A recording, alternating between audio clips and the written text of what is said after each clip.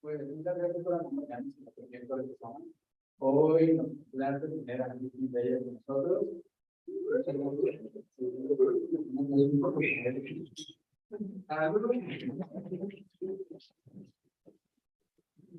En la comisión de hoy ha habido una breve pregunta.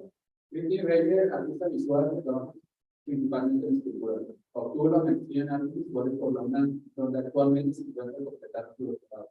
En recientes exhibiciones individuales incluyen Wetwarp, Aparador, Los Ángeles, Salón, Silicón, Rava, Nueva, Nueva York.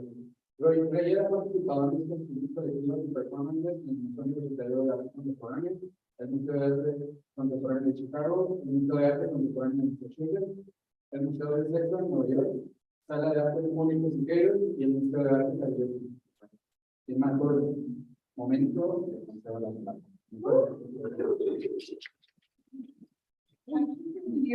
¿Me escuchan bien? Okay, cool. Pues vamos,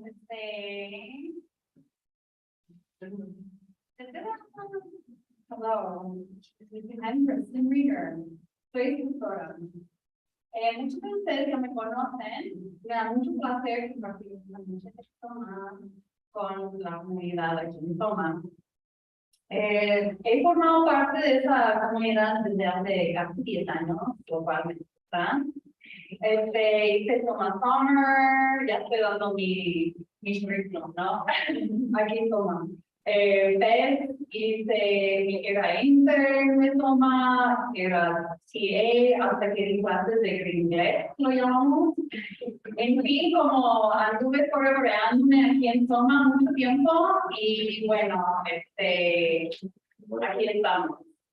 A ver, en fin, mi carrera comenzó acá en Entre, y aquí seguimos. Me da mucho gusto y orgullo presentarles mi trabajo, y sobre todo mis formas de pensar. Espero que lo pasamos muy bien y con mucho tiempo para tomar y platicar. Entonces, vamos. Voy en inglés, esto es lo que preparé para no hacer recurrir tanto, pero me puedes crucificar en español después, o bueno, hacemos lo de English que toca, ¿vale? Entonces, sí. All right. So, I'm a visual artist. You can laugh, okay, it's funny. I'm a sculptor, and I enjoy being a sculptor.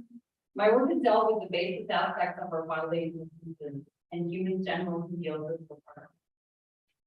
I have an artist statement. It's the most alive of living documents. I almost have a PhD in visual art. It's always almost. I don't know for those who've done it. It's like un poquito de un reto. Es decir, que tengo muchos documentos que dicen por qué y para qué y todo. But I think telling you all in a didactic way is probably the least conceptual, interesting, and interesting. I also think it risks being inaccurate. I'm also a big fan of processes, especially those that privilege intuition, experience, and pleasure. Mostly in hopes that they bring the same qualities to the viewers when they experience my work in person of all of us. God bless the internet. All hail, but damn, in the flesh is far better. So here we are, some of us. Vamos, pues. In the beginning, there were materials, and materials were feelings, because there were limitations, only questions. Very big questions. So big, in fact, they were pretty impossible to even define. They had something to do with the flesh, with the spaces we incarnate, with the general pleasure and agony of being. And picking at these aspects of existence, as with picking at a scab or a pimple, I wanted to see how far the needing to go. How much poetic pus, if it were actually sweet and sugary, might come out. This means excavating while still being cute, of course. By cute, I do not mean innocuous. Quite on the contrary. It's more of a sort of Trojan horse. Not just making, casting, or permissible objects, but ones that entice and strange desire. The kind of desires you can't really deny or reject, but also the kind you don't want to admit, at least publicly, that you feel. Some call this fascination, others a fetish. But more on that later.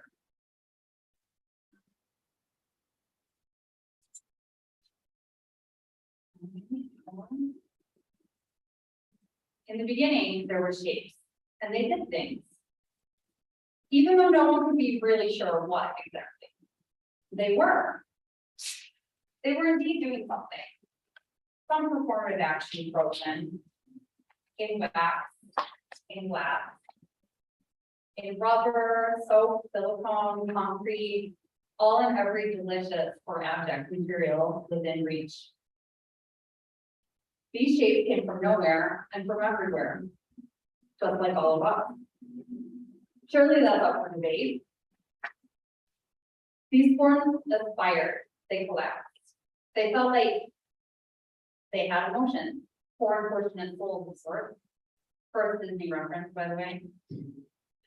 They had the right type of skin and splotch and shape, longing for them to be and feel whatever you wanted them to. To project whatever you wanted upon them. Which seems is what happens with anything that others want. Can I switch on again? Sí. ¿Vos bien? Seguimos. But the beginning was not the beginning nor the end. And there was a sort of longing to be, to define the word of belong. But in all of this, let's not forget. In the beginning, there was feelings. And feelings are, as fringe as it is, what it's really about. Trust me. Spend a few years, a decade or more, abstract everything in life down to the most fundamental components. Bone and meat, skeleton, flesh, whatever you want to call it. Shit, wounds, babies, food. You'll see that the feelings and relationships are really what matter. Okay. Let me skip that. Here we go.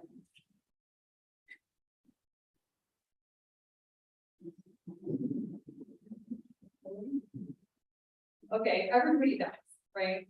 We're all gonna die, right? Don't ever forget. Sometimes everyone dies at once.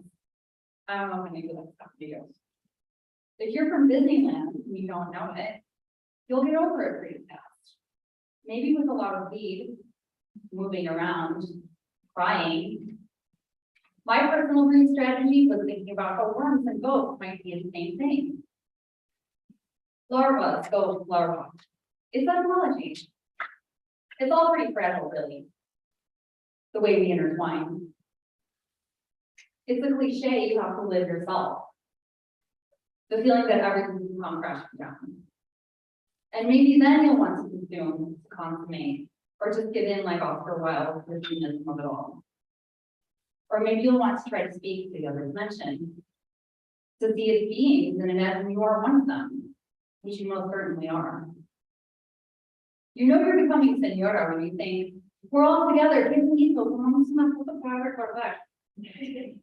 you know you can't just slip into normalcy though, into the sort of thing that maybe when you were younger, you thought you were the antithesis of. Maybe you know it's a crisis. That one, not the cute quarter-life crisis, like Hinge tried to playfully use it like bait. No, the big one. It would trump all of that body horror, making another human inside of you. Because it's so psychedelic, and it's so beyond, that it's beyond psychedelic. Worms and ghosts. That was the last thing I decided to talk about. Or relationships, or being in general. Or being trapped together, bundled as one, trying to be something else. Clay is the most ancient magical material. It's more like escultura que escultura. I think Kristin dinosaur at the academy, but it's just what you can govern matter. Play governs you. That vision can decide what comes out of film, and it's usually disappointment. But how do you have expectations when you spend most of your time in your head? You look at the color of the drainage as it washes away.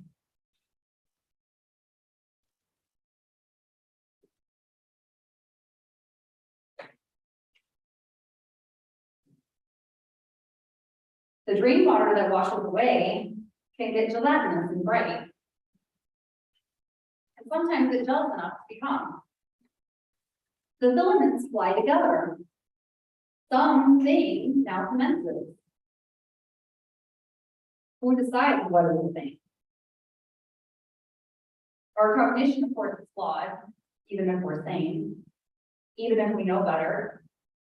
The pieces we're made of come together into a moment of crystallization or of dissolution. Of precision into the clarity that is indeed a thing. They fly together or fall apart in some moment. They say, I am. And as an entity, the thing insists on its existence as undefinable. Yet it is.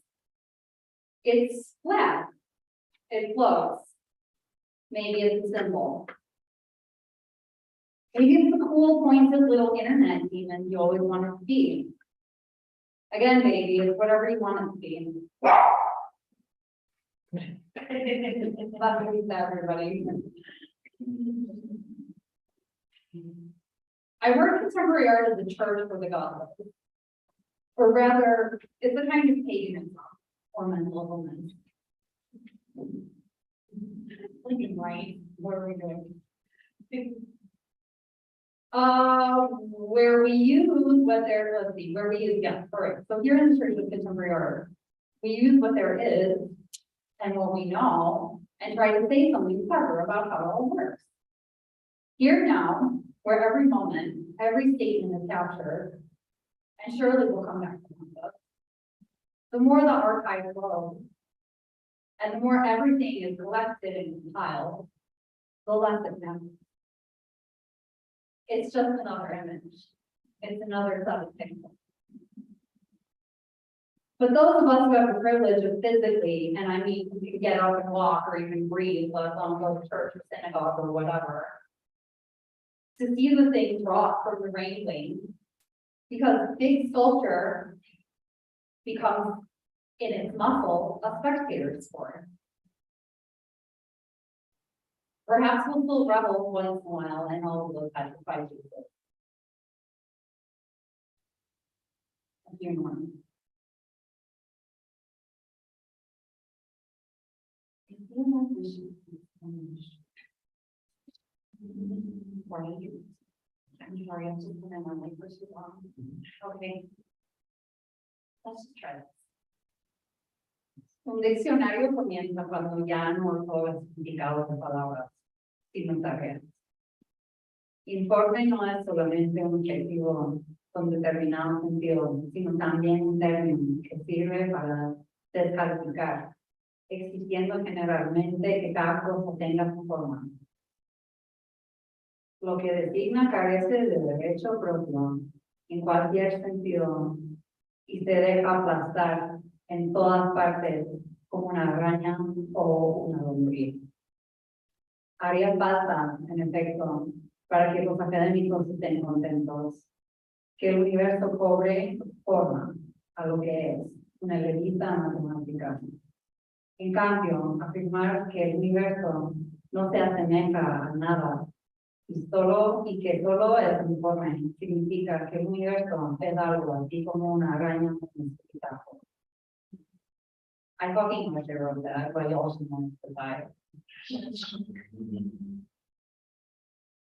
That brings me to this image, which is the original cover of the Hitchhiker's Guide to the Galaxy, oftentimes cited by Elon Musk. Definitely not a reference for me, why you kind of can't avoid him. And somebody asked him recently in this super, late stage capitalism way, why the fuck are you still working then? You're a billionaire. And he said, well, because humanity has to survive and all the bullshit about falling Mars and yada yada, right? But he brought up the Hitchhiker's Guide to the Galaxy, and he said in the book that they decide very arbitrarily in which kind of means there is no point to me, right?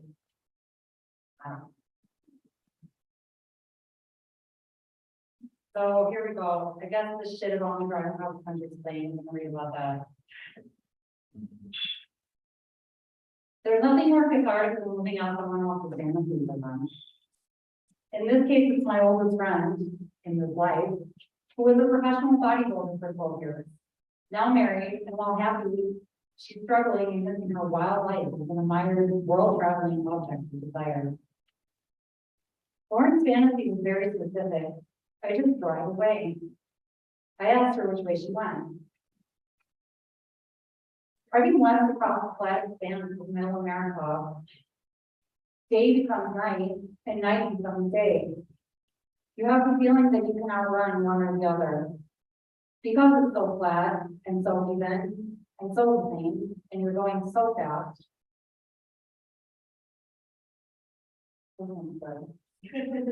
Let's just watch it. It's really outrunning the day or escaping night is one thing. Driving into another climate of season is another. I've had a road practice for a while, bunching on boats, collapsing into suitcases and friends.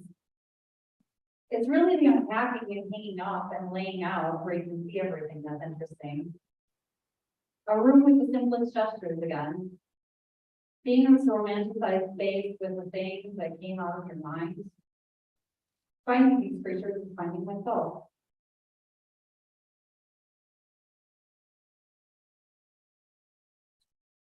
One more.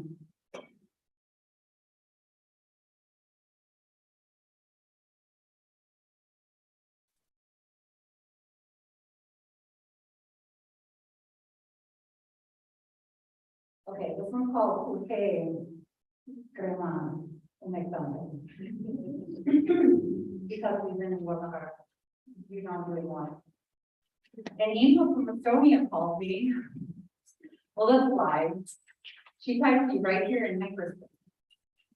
She said unknowingly, hey, get the fuck out of there and don't do this. So we did. Because if you make small things, there are small accomplishments. And don't even bother though. Take up space. Be annoying. It may feel channel something bigger than yourself. Maybe not. But you gotta try. That's it.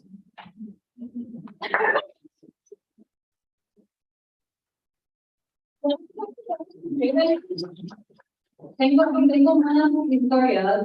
Están empezar. We could just play one. No, there's, well, actually, there's one more if you want it, but it's like 1 second long.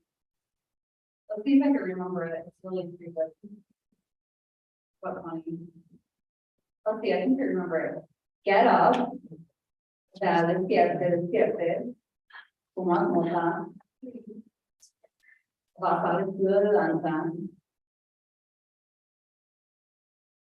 Vas al estudio de verdad. Fumas mota y pintas.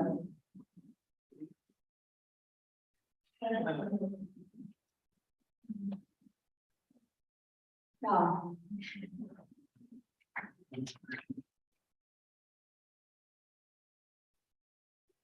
Mejor que estamos platicando, o sea, lo tanto aquí, a mí me incomoda mucho y de hecho veo aquí hasta la tía como una tiranía, machismo. O sea, corporeal. Entonces, si me quieren tirar preguntas, adelante, pero prefiero de que y platicamos más orgánico. Pero si alguien arde con una pregunta, para mí, date, así es opción.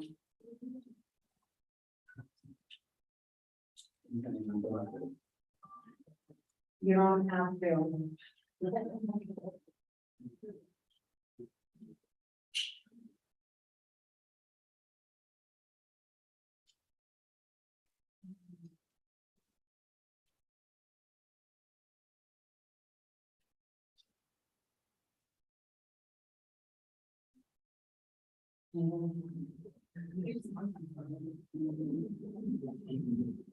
Fátima, por favor. Fátima.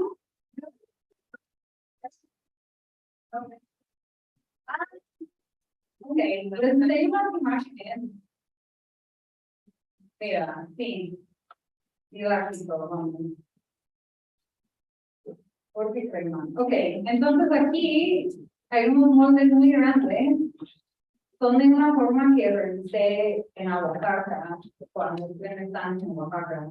Se llama el cuerpo a Oaxaca para los que conocen. Tiene un barro para hacer cejas, muy piedrosa, y tiene una forma muy, ¿cómo te lo digo? Como amorfa. Y es como un corazón dividido. Y lo estamos haciendo como molde, es un recurso bastante grande para hacer cerámica, para procesar en cerámica, un tazo. Y sí, se compone de dos figuras que forman un corazón, un diente, así, como codependiente. Y se va a poner una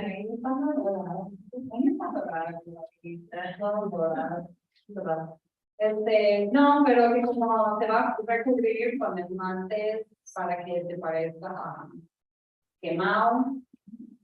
Y el objetivo es que transmite un sentimiento así de angustia y codependencia que van juntos. O sea, sí. Sí. ¿Alguien más?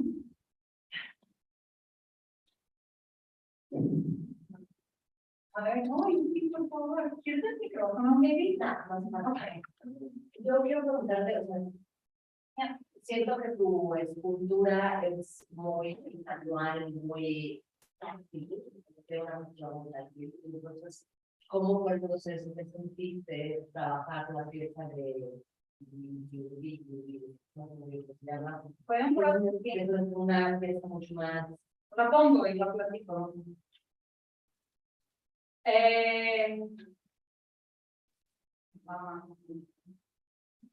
Bueno, empezamos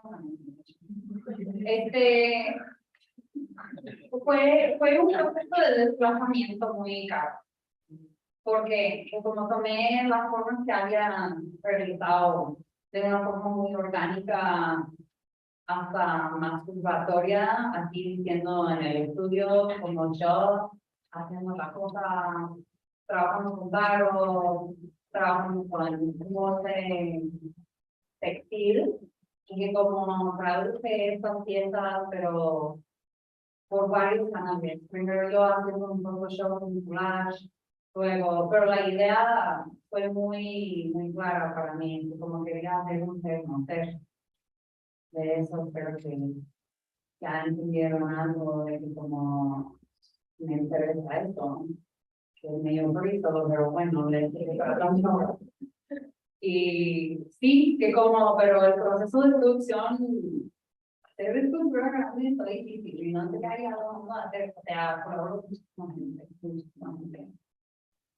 Y sí, así básicamente, como el desplazamiento voluntario, es una búsqueda, realmente.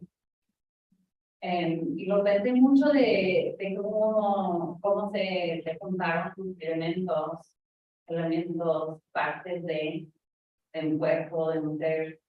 Y sí, como digo, el objetivo fue cristalizar o articular en un momento en que un ser empieza a existir o deja de existir. Así.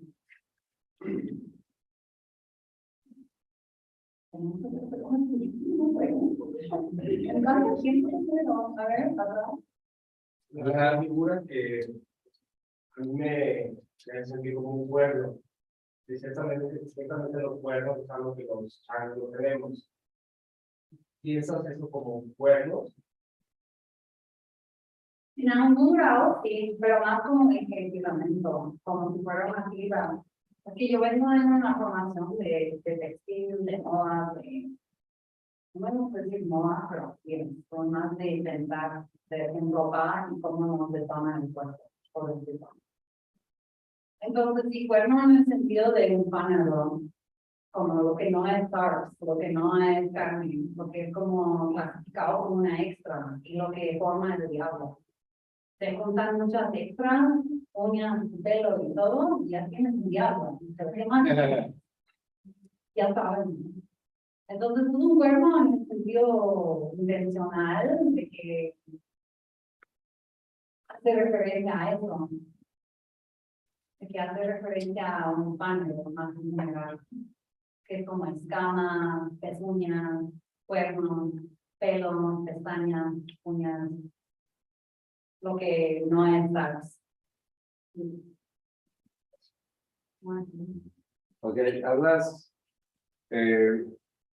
bueno, Miguel. Sí, Nada. sí, Hablas como de la parte de la literatura y de los libros, y hay una cita como muy bonita de Borges que se hace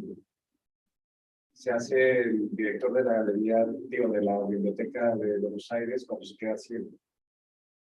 Entonces, como, ¿cuál es la influencia que tú has tenido con la poesía, por ejemplo? ¿Hay algo? ¿O más bien con la locura? O sea, fue como... con la locura, sí. Pero la locura es poesía, ¿no? Y mal hablar me llama también poesía. Bueno, como que sea su propia lengua. Pero como la pregunta que entendí bien es que como cuál es mi relación con la poesía. Con la literatura, ¿verdad? Somos una pareja ya de Santiago, desde hace tiempo, ¿no? Que como me encantaría, pero todos estamos esa mamá de... No, neta, que como que me siento como un poco fragmentada por muchas cosas, creo que sí, ¿no? Pero prefiero ser honesta porque creo que sirve más a la humanidad. Eso, en vez de estar como, y en verdad que lo que vale. Y en 2008 me intentaron, o sea, ya lo saben, o no, me pueden preguntar después, pero sí, que como he leído, un buen, pero prefiero mucho non-fiction, mucho, como llegar al grano, aunque es otro abordaje, simplemente la literatura. Y la poesía es otro abordaje, es más suave, no sé, me siento muy suave, simplemente. Para nada, así como la escultura también es como, es como una negociación entre ser sutil y que toca también y ser muy tocado. Una indiferencia. Porque como, no sé, nadie te pidió que lo hicieras, ¿no? O sea, que como, no, sí, o sea, pero hay que hacerlo. Yo sí. Porque no hay nada que tiene tanta imposición. Nada. Y hoy en día, cuando estamos así todos distorsionados por pantalla, como cuando presencias algo que está como a tu escala o más allá, pesa. Y que como crear algo así cuesta como tiempo, cuesta materiales, dinero, ¿no? Te hace enfermo, luego lo tienes que trasladar, luego lo tienes que poner una bodega, como loco, pero la gente lo vea y está como, eso, o sea, es un loco.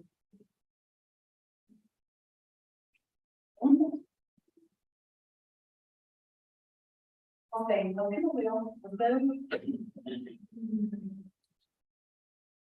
me incomodan las estructuras de poder, yo sabes, como no quiero que hagan más, porque vamos a poner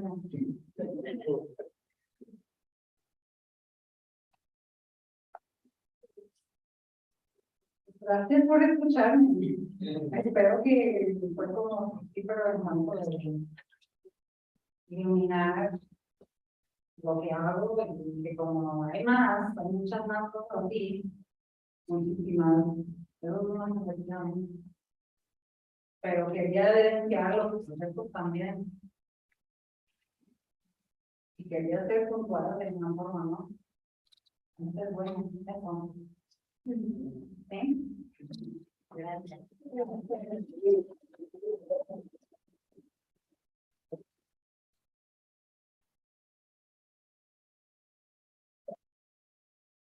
Muchas gracias por esta A ustedes. bella presentación.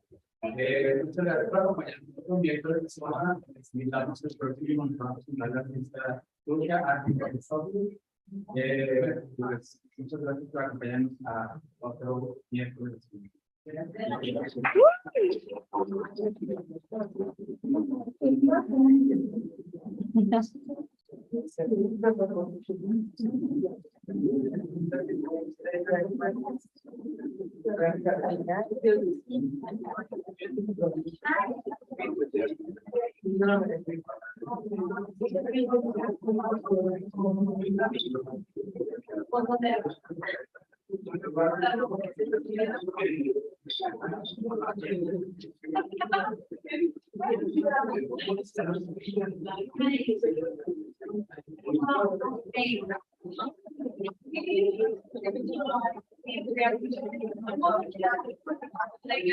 Like people are